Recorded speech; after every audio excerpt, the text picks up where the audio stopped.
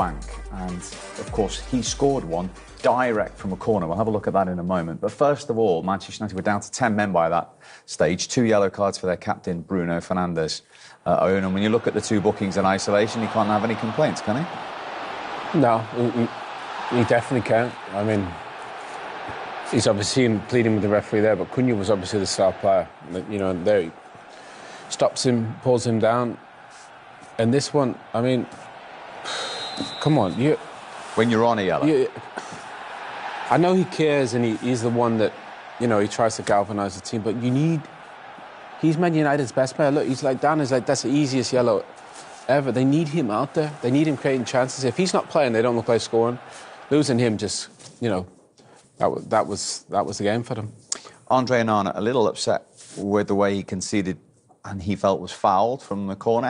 Any case whatsoever here for the United goalkeeper? Well, we've looked at it carefully and closely. I actually think, I mean, he's sandwiched basically, isn't he? He's sandwiched, but there's nobody fouling him. He's just getting his path blocked. And it's actually Ugarte who pushes his marker into the path. Bueno actually gets pushed into the path of Onana. So it's actually Manchester. Look at Ugarte pushing him into that area. And then once it goes over his head and he's trying to backpedal, then his path is blocked. So no, I think it's correct to give it. It is an area that's creating a little bit of noise at the moment. There you go. There they are, the second most in the division. And people will say, well, not all of those are Ruben Amorim. Well, let me tell you, 6 of them are in the last 5 games alone under the new Manchester United manager, who does have a set-piece coach. So is that an area of concern that they need to fix quickly? Among the other ones. That's the problem. How long's this list? Well, I don't know. How long have you got? That's the problem. You've got too many issues that you got to fix. You know, goal scoring was the biggest issue. That's why Amorim came in, because he plays this beautiful attacking football. You don't score, now all of a sudden set pieces is a big issue. I look at United team, I don't see any partnerships. Every great team I've ever watched, I could tell you who's going to play in defence, midfield and attack. Every team. Don't care whether it was Arsenal, Liverpool, Man United, City. You watch United now, you don't know who's going to play. So I think in terms of having a bit of consistency, goal scoring was a thing. Now it's the conceding goals from set pieces. Like there's a lot of issues. The star players, the 2 stars in a way, Marcus and Gaston, not barely even in the team anymore. So there's a lot of issues. I know it's going to be some short-term pain, like Ruben said before, to get to where they want to get. But there's still, right now, there's a long season, and they've got to find a way to get more than they're getting out of what they got right now, in my opinion. And, of course, they were pressing the 10 men to try and find an equaliser, and then got caught.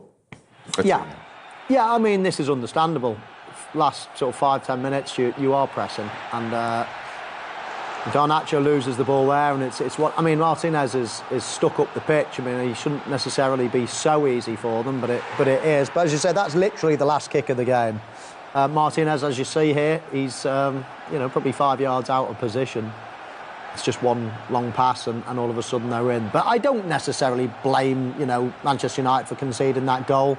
I mean, it's the previous 98 minutes that there was the problem. When you're chasing the game, that can happen. So it was, but there was, as Owen says, there's so many disappointments, such a big list of things that are going wrong at the moment.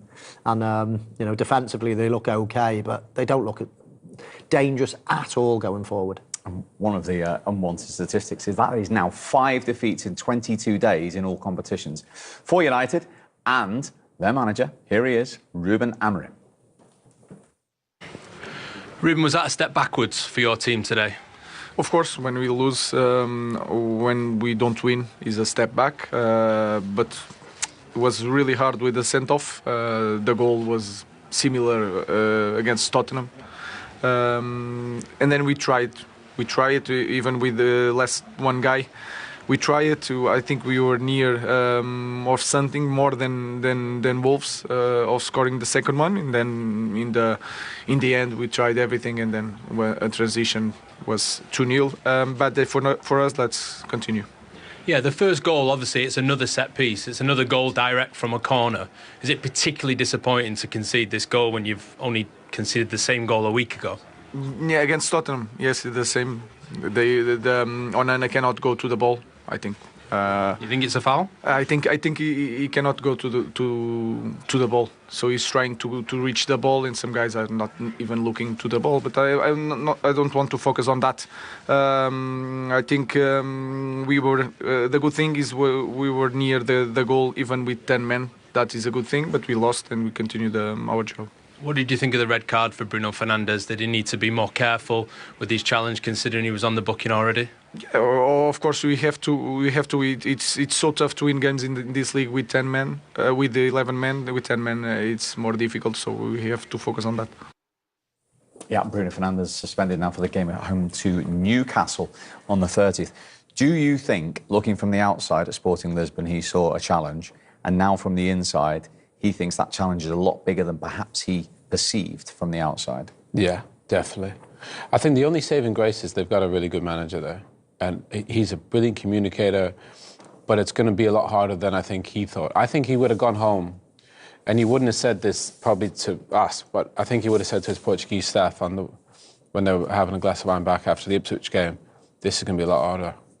You know, because everybody give you a game. Look, Ipswich, they give you a game like that. Wolves give you a game like that, and then all of a sudden the top team. So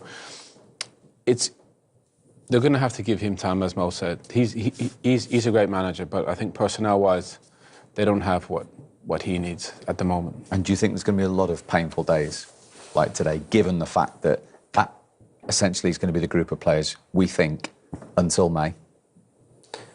Yeah, I mean, 3-0 at home to Bournemouth, 2-0 away to, being beat 5-0 on aggregate and against five defeats in 22 and Bournemouth. days. I mean, it can't get much more painful for Manchester United fans, can it? So, yeah, there could be more painful days ahead. And what Manchester United fans need to see is progress. Getting beat is one thing, but getting beat like that is that's not progress. You can't have a wasted game. Even if you get beat, You've got to learn something. You've got to learn something. There can never be a wasted game. And Bournemouth and Wolves, the last two games, I don't think he will have learned anything apart from, I've got a moderate bunch of players at the moment. That's it. Congratulations. You can hear what this result means to everyone connected with Wolves. How do you feel? I feel so happy, Thank you very much. We didn't start the season well, but I think it's time to grow up, Vitor came with a lot of energy, all the stuff. And we feel this, we come together, we suffer together, we go to score together, and then this is kind of things, and it means a lot. And the stadium, you can see how happy they are. Yeah, in terms of the new manager, Vitor Pereira, he's made a fantastic impact with 2 wins in his first 2 games. What's he done differently? What's he changed? It's like I say, he coming with a lot of energy. Everyone then coming, and then he said to us, he's 18 years, he dreamed to come here and then manage one team in the Premier League, and then you can saw this, you can saw the impact, you can saw the energy, you can saw how to teach us, and I think we can come in with this kind of things in the pitch and show everyone how we can do. Let's talk to you about your goal. Have you ever scored from a corner before? No, it's my first time. We training a lot. He said to me, kicking the goal, and then we try to manage the goalkeeper, and then we did it well, and then I'm so happy. So you were shooting, were you? You practiced for that? Yeah, shooting. We trained to shooting. The first half I did it one, and he saved, but the second one I have this kind of luck, and then he scored the goal. Yeah, it was a perfect goal in fairness from you. What about that second one then at the end? Did you not fancy a second goal yourself? No, I feel so happy to be here. How that's me leader the team, and then we feel like teammate alone to score. Shani, I think it's the first goal in the Premier League, and then he talked with me every single day. Pass to me, please. I want to score. And then today we are so happy because I get the chance to pass him, and then he score. Everyone is happy. Well, you can keep this. This is the Player of the Match award. Well done. Thank you. It's a pleasure. Thank you. His smile says it all, doesn't it? What a performance from Wolverhampton Wanderers number 10, who's been their star performer this season, without a doubt. 10 goals in all competitions. And a goal and assist to his name today against Manchester United in what could be a huge win when you look back at their campaign come May, because it moves them out of the bottom three.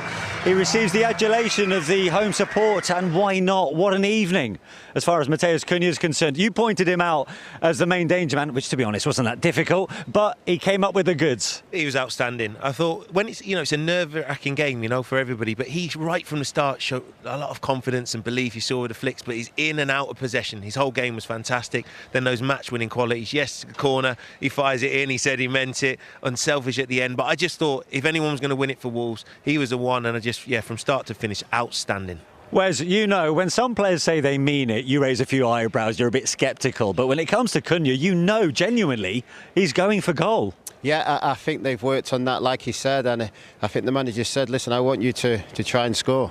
We'll sort out the rest, and that's exactly what happened. I mean, he was brilliant the whole game. He's one of them players that you can take responsibility. He's the guy that'll step up, and today he surely did that. And with a goal and assist, he was brilliant, and United couldn't handle him today. So come on, Matt, what did you make of the Wolves' performance over the 90 minutes? I thought from start to finish they were really good. I thought a few cagey moments, but I think they showed a bit of everything. They showed some good quality, some flair, not taking risks at certain times. I think from back to front, every player was minimum 7 out of 10. I thought Totti Gomez was outstanding. Yeah. And at the end, even though against 10 men, this is Manchester United, they're going to have spells. They put pressure on, they stood strong, got the goal to win it. So I thought all around, Vitor Pereira will be absolutely delighted, but now it's about recovery because they did work hard out there, and going into the Tottenham game, they've left a lot out on Molineux. How much did they impress you, Wes? I mean, did they look like a group of players who are doing all they can to impress this new manager? They certainly did, and they definitely didn't look like a team that was fighting for relegation at the moment. They looked well organised, they had the energy, but like they've said, they want to work for the manager. The manager gives them that inspiration, and you could see that on the pitch all over, running, and they put a lot of pressure on Man United, who just couldn't handle it. I think the crowd played their part in this game. Matt, you spoke about this renewed optimism, which I know sounds almost premature after just one win. But there's a sense of belief amongst the Wolves fans that with a new voice in the dressing room and with the quality of players, let's admit that they've got fair few here, the only way is up right now. Well, Wes said that to me. He looked at the team sheet, he said, this is a good team, this is a good squad, and they've got some really good players. So, yeah, optimism is right. Again, as we walk into the place, fans are going to me, big man, we're going to be all right. We're going to get out of this. And I think there's that real belief. So, yes, Wolves could always score goals, but that's back-to-back clean sheets as well. So if you're going to have success in the league, clean sheets is what gets you up there. So back-to-back clean sheets, that work rate, that desire, and the fans, sometimes it's up to the players to get the fans to lift them, and I think that performance, I think it's a bit of both, but when Molineux's rocking, it is a really good place to play as a home player, but difficult for the away side. In hindsight, did they face Manchester United at the right time, Wes? Yes, they possibly did. I think when the new manager comes in, he changes the whole formation. It takes a while for players to obviously understand what the manager wants, but ultimately we've come into this game today and Wolves have totally dominated. First to the ball, you could see they wanted it a little bit more. They weren't sloppy this game, last game, a little bit sloppy, so you would have to put your hands up and said, listen, this was a game that only they can lose, because Man United are struggling and they certainly put the pressure on. Talk about a dream start for that man, by the way. The new Wolves boss, Vitor Pereira, he only had, 2 or 3 training sessions before the Leicester game. He came away with a 3-0 victory. Vitor, he's actually come to join us here, pitch side. Many congratulations. Lovely to see you. First of all, what a performance and what a result against Manchester United. Yes. I think we have good players with quality. Just was missing, a click, mental click to play, and I think the commitment today and the supporters with us, something special. The Premier League is very special. You're so happy to be here, aren't you? Of course, happy inside. You understand? Yeah. It's something that takes a long time to come here, you understand? So when you're that close to going to Everton and it didn't quite happen at the time... 3 times. 3 times? 3 times. You've had to be patient. Of course. So here you are in the Premier League, you've won your first 2 games.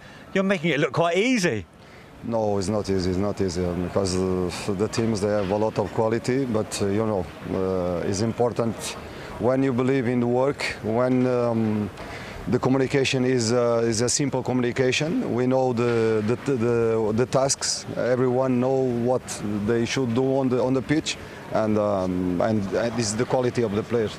Vitor, you've come in now. That's back-to-back clean sheets as well. How pleasing? Because amazing going forward, scoring the goals. But how pleasing are the clean sheets, the defensive side?